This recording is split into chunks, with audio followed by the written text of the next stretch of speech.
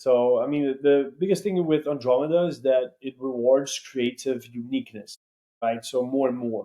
So a lot of people use the old structure, which in some accounts, I mean, still works to a certain extent, right? Of testing micro variables, right? So testing hooks, testing backgrounds, testing a small headline, testing um, different bodies with calls with different call to actions, etc., etc., and literally testing every single one of these as small variables, which is in a way the very Sim Ovens like approach, at least from 2014. I don't know how he's running ads nowadays, to be very honest, but it's a very Sim Ovens type approach to a certain extent.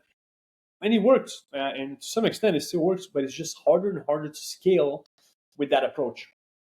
More and more teams are having to change to produce more creatives at volume, and honestly with more variety, right? So more variety.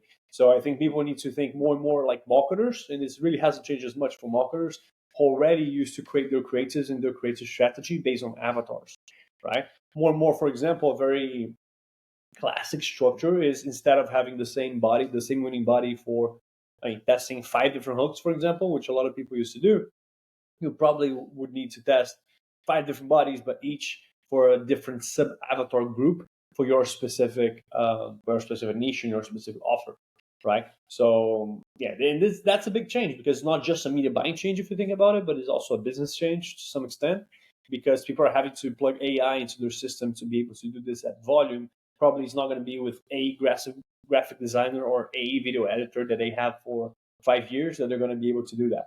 So it's really a change on their systems, a change on their process, a change on their people, and the way they leverage AI. Yeah, absolutely. So, in terms of someone now starting a lead gen high ticket, launching their ads, right? Let's say they're the first time, let's say they have not been running ads for quite a long time. What's the kind of approach you would recommend taking? Like, how many, unique ads or avatars are they supposed to be targeting? And what would your strategy be? So let's say someone's starting $100 a day, which is actually going to be most people starting at $50 to $100 a day for consulting lead gen, right? And then once things work and they spend more, right? So let's say in that first stage, maybe from a stage like $50, like how much should it be testing? What should the approach be? Should it be like one ad only, or like 10 or 20? The idea behind that. Yeah, by definition, I mean, if you're just starting, 100% is going to be testing. So, so that's it. But obviously, you can maximize your chances of success day one, especially if you do good competitors research and avatar research.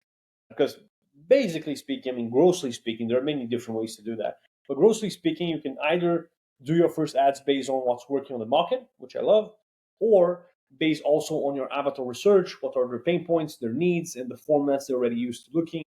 You can look at many different sources. You can look at Amazon reviews, YouTube comments, Facebook comments, actually interview, if you already have a base of clients, actually interview this base of clients to understand their pain points, their desires,